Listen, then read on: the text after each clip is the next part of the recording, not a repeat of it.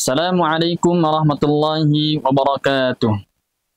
Hamdan wa syukran lillah, salatan wa salaman ala rasulillahi amma ba'd. Hadirin, sahabat dakwah yang dirahmati Allah Subhanahu wa taala. Bersyukur kepada Allah Subhanahu wa taala yang maha mulia, yang telah memuliakan manusia-manusia pilihannya. Yang mudah-mudahan kita semua termasuk terkategori orang-orang yang dimuliakan Allah Subhanahu wa taala. Salawat dan salam senantiasa curahkan kepada nabiyana wa habibana wa syafi'ana wa maulana Muhammad sallallahu alaihi wasallam, yang mudah-mudahan kelak dengan wasilah beliau Allah muliakan, kelak kita pun akan mendapatkan syafaat dari seseorang yang sangat mulia.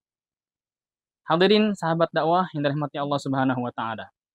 Berbicara tentang kemuliaan, siapa orang yang tak ingin mendapatkan sebuah kemuliaan? Baik kemuliaan itu di dunia, terlebih ketika kemuliaan itu didapatkan di sisi Allah Subhanahu wa taala. Namun, berapa banyak orang yang belum mengetahui bagaimana caranya untuk bisa mendapatkan kemuliaan yang sebenar-benarnya mulia.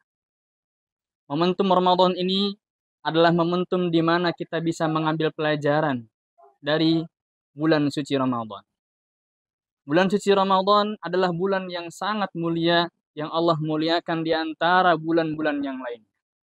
Di antara 12 bulan yang Allah muliakan, ada satu yang terkhusus paling mulia, yakni bulan suci Ramadan. Sebagaimana Allah Subhanahu wa taala berfirman di Quran surah Al-Baqarah ayat 185, A'udzu billahi minasyaitonir rajim. Bismillahirrahmanirrahim. Syahrul Ramadan alladzi unzila fihi al-Qur'an hudan linnas wa bayyinatin minal huda wal furqan. Di mana di bulan suci Ramadan ini Allah turunkan Al-Qur'an sebagai petunjuk, hudan linnas, untuk manusia, wa bayyinatin minal huda wal furqan, dan sebagai penjelasan pembeda.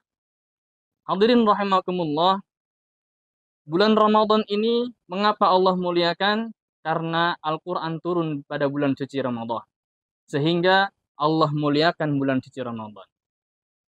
Begitupun malaikat.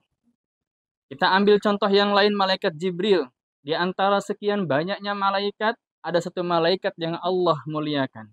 Siapa itu? Malaikat Jibril alaihi salam. Kenapa? Karena Al-Quran turun melalui wasilah malaikat Jibril alaihi salam. Tak cukup sampai gitu. Bagaimana kita lihat Nabi Muhammad SAW.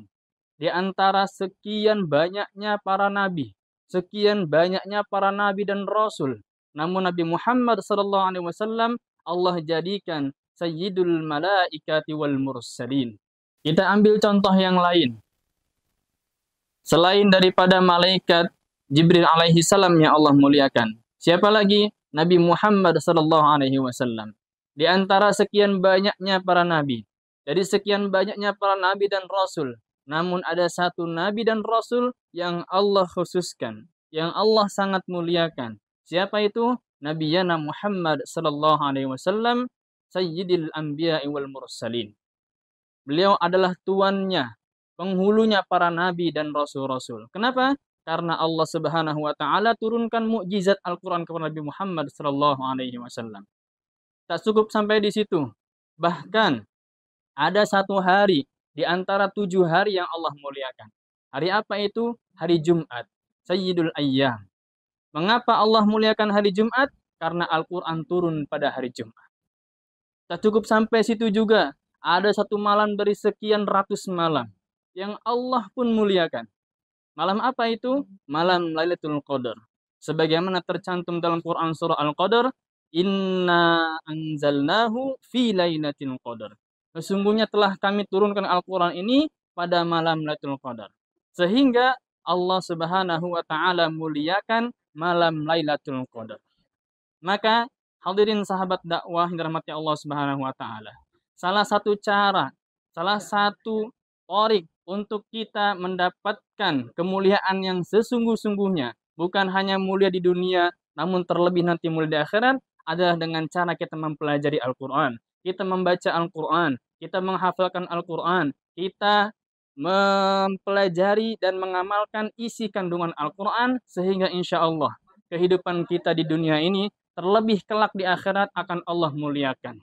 Dan ketika Allah Subhanahu wa taala muliakan, Allah perintahkan kepada hamba tersebut untuk membacakan Al-Qur'an hafalannya. Iqra wartaqi warattil kama kunta turattilu fid dunya fa inna manzilataka 'inda akhir ayatin taqra'uha.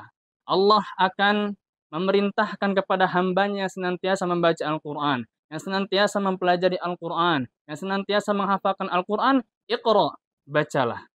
Wartaqi, naiklah.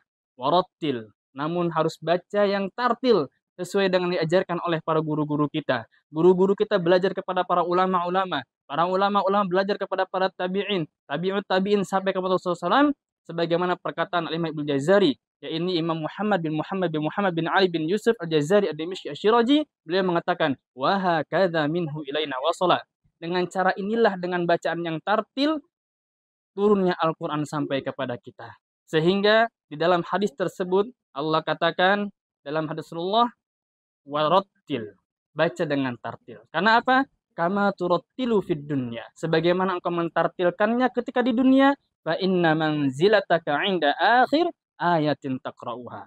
Karena kedudukanmu, kemuliaanmu di sisi Allah Subhanahu wa taala kelak tergantung pada ayat terakhir yang engkau baca.